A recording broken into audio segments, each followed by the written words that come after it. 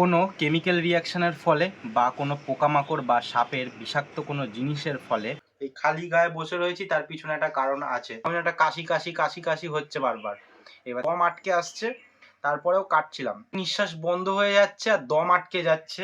হসপিটালে দৌড়ে চলে যেত, মানে আরে ওখানে সব কেমিক্যাল জিনিস দেওয়া হয় না, মুখগুলো কেমন একটা লাগছে, তো তোমরা বুঝতে পারবে না, গায়ে অ্যালার্জি বেরিয়ে গেছে, তো সারা মুখের মধ্যেই যেন কেমন একটা হয়ে রয়েছে, মানে গোটা কেমন একটা বেরিয়ে রয়েছে এইখানে সারা গায়ে। অ্যালার্জি পুরো। কোনো কেমিক্যাল রিয়াকশনের ফলে বা কোনো পোকামাকড় বা সাপের বিষাক্ত কোনো জিনিসের ফলে আমার অবস্থা ভীষণ খারাপ হয়ে গেছিল। আজকে সব গল্পটা করব তোমাদের সাথে। আগে চলো ব্লগটা শুরু করা যাক। ওকে, এই ভিডিওটা বা এই ব্লগটা কন্টিনিউ করতে আমার 2 দিন সময় লাগছে। আগের দিন দিয়ে তো ব্লগটা শুরু করেছিলাম, কিন্তু শেষ করতে পারিনি। কালকের ব্লগটা শুরু করেছিলাম 12 মাসে 13 পার্বণ কথাটা দিয়ে, কিন্তু কেন, চলো কালকে ফিরে যাই, তাহলে তোমরা বুঝতে পারবে। ফ্ল্যাশব্যাক। 12 মাসে 13 পার্বণ কেন বললাম, সেটা হচ্ছে আজকে থেকে নাকি অম্বুবাচী শুরু হচ্ছে। আর অম্বুবাচী কেন হয় এসব জানি না, কিন্তু দুটোর পর থেকে নাকি গাছপালা কাটা যাবে না, জামা কাপড় কাচা যাবে না, গাছ পোঁতা যাবে না, তো এইসব ঝামেলা। তো সেই জন্য এই জায়গাটা আগে বলেছিলাম তোমাদের, এই জায়গাটা পুরোটা কাটতে হবে, কারণ অনেক বড় বড় হয়ে গেছে, এদিকে যাওয়া যাচ্ছে না। তো সেই জন্য এইগুলো আজকে কেটে ফেলি, কারণ হাতে একটুখানি সময় আছে, 1 ঘন্টা সময় আছে, 1 ঘন্টার মধ্যে কাটা ফেলে দিয়ে আসে, সব হয়ে যাবে। এই জিনিসটা তোমাদের দেখাতে চাই, আগের দিনের ব্লগে তোমাদের দেখিয়েছিলাম এটা সিমেন্টিং করছি, আজকে দেখো জল দিয়ে দিয়েছি।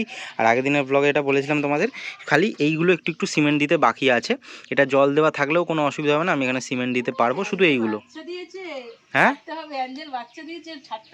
ধুর, এটা 1 মাস বাদে, 1 মাস বাদে, ও পরে দেখবো। ঠিক আছে, অ্যাঞ্জেলের বাচ্চা দিচ্ছে, ওগুলো দেখাচ্ছি, দাঁড়াও। অ্যাঞ্জেলের বাচ্চাগুলো চলো দেখাই।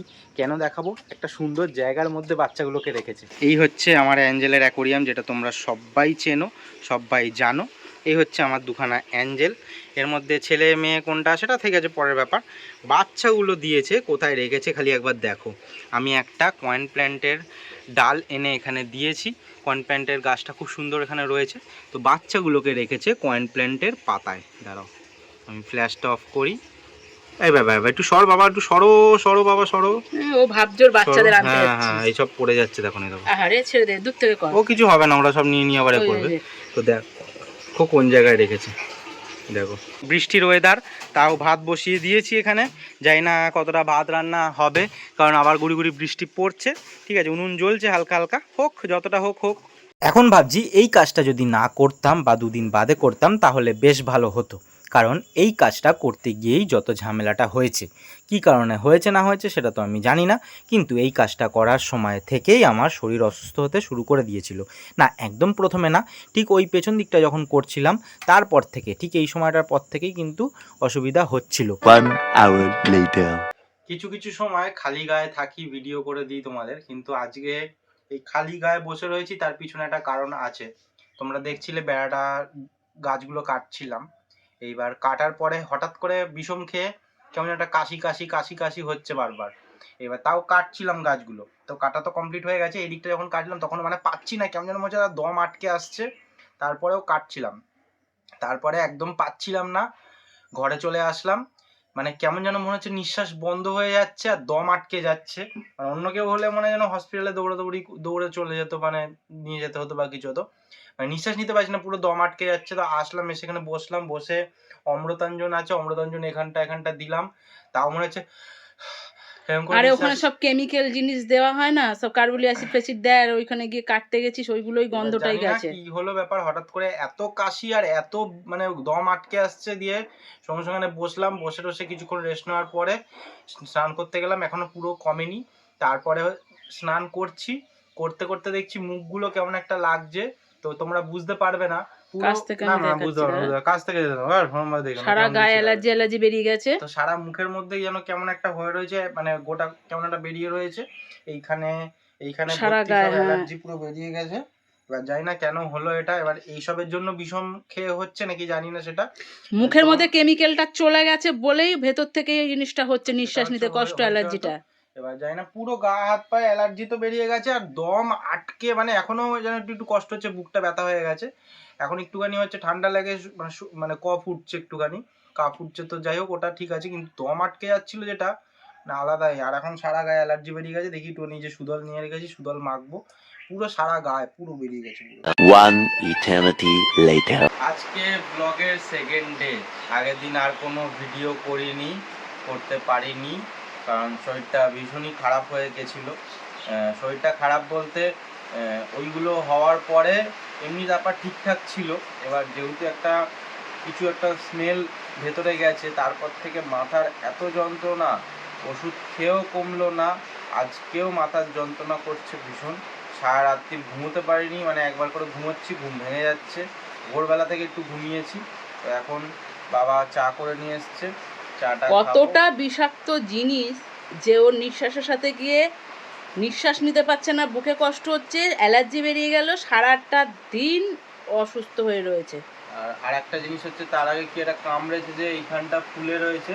এবার ফোলাটার ওখানে আমি ওই পেন রিলিফ ক্রিম দিয়েছিলাম, মানে 5টাতে দিয়েছিলাম, তো ফোলাটা একদম কমে গেছে, কিন্তু এইখানটা যেন সেই মনে হচ্ছে এই ঘাড়ের এখান থেকে কি ব্যথা হয়ে রয়েছে, জানি না কি কামড়ালো ভগবান জানে, মানে একদম ঘাড় নাড়াতে পারছি না, এখানে তো হাতই দিতে পারছি না এরকম করে, মানে এত ব্যথা। বাথরুমে একটা বড় কাঁকড়া বিছে মেরেছি সকালবেলা, ভোরবেলা। ছোট্ট পোকা, মানে পোকা একদম ছোট্ট পোকাও তো বিষাক্ত হয়, ওই পোকাটা মনে হয় কামড়ে দিয়েছে। যাই হোক, বাইরে অনেকক্ষণ ধরে মুষলধারে বৃষ্টি হচ্ছে, কি ভিডিও করবি জানি না। হ্যাঁ, তো সারাদিন থাকবো, মা আবার স্কুলে যাবে একটু বাদেই না, এক্ষুনি প্রায় বেরোবে, রান্নাবান্না হয়ে গেছে, বাবা ওদিকে চা খাচ্ছে, আমি একবার চা খেলাম, কিন্তু আজকে এই যে এতবার দুধ চা কিন্তু খাস না, শরীরটা খুব খারাপ, জল খা, আমাকে সাবধান করিস, কিন্তু নিজে জল ফল খাস না। শুরু করেছিলাম বেশ সুন্দর একটা ভালো মুডে, রোববার ছিল, তো তারপরে আবার মুডটা নষ্ট হয়ে গেল, আজকেও ওরকম অবস্থায় রয়েছি। মাকেও একটু দেখাই, মা এতক্ষণ ধরে ফোনটা ধরে রইলো। তুই যা পারবি করবি, যা বৃষ্টি হচ্ছে, স্কুলে দাঁড়াও, রেনকোটটা পরে চলে যাবে। ওটাই বাকি আছে, তোর অত বড় রেনকোট আমি পরবো আর দম ফম আটকে যাবে পুরো। না না, বৃষ্টি হলেই বা বর্ষাকালে সব থেকে খতরনাক জায়গা হচ্ছে আমাদের বাড়ির মধ্যে এই সিঁড়িটা। তার কারণ হচ্ছে এই যে টালিগুলো বসানো রয়েছে, এই টালিগুলো হচ্ছে পুরনো বাড়ির, সেই আগেকার যে 200-300 বছর আগেকার যে বাড়ি হতো, কড়ি বর্গার বাড়ি, তো সেই বাড়ির ছাদের টালি এগুলো মাটির, যেমন ইট যে মেটেরিয়ালের, ওরকম মাটির টালি, তো এইগুলো ভিজে প্রচণ্ড পরিমাণ শ্যাওলা হয়ে যায়। এবার আমরা তো ঠিকঠাকভাবে নামি, সাবধানে আমরা জানি, কিন্তু কোনো লোকজন আসলে পড়ে যাওয়ার ভীষণ সম্ভাবনা থাকে।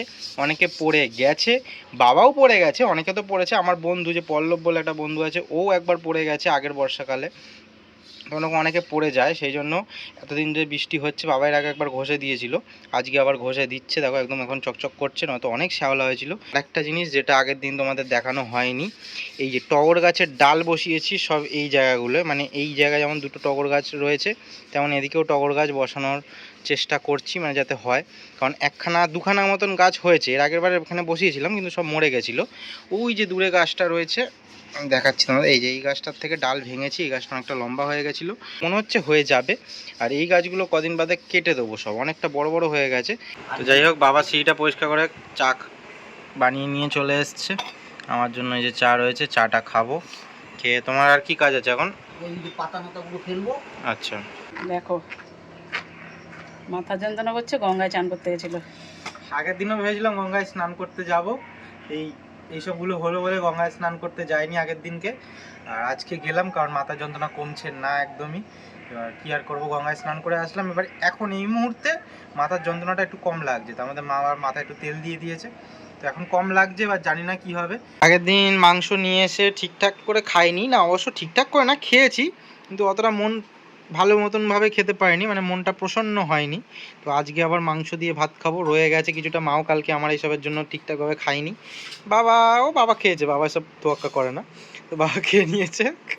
যাই হোক, আজকে আমরা মাংস দিয়ে আবার ভাত খাবো। তো আজকের জন্য টাটা বলছি, শরীরটা আবার একটুখানি খারাপ লাগছে, একটু রেস্ট নিই। ব্লগটা কেমন লাগলো জানিও, কালকে আবার ফুল দমে আসবো তোমাদের সামনে নতুন আরেকটা ব্লগ নিয়ে।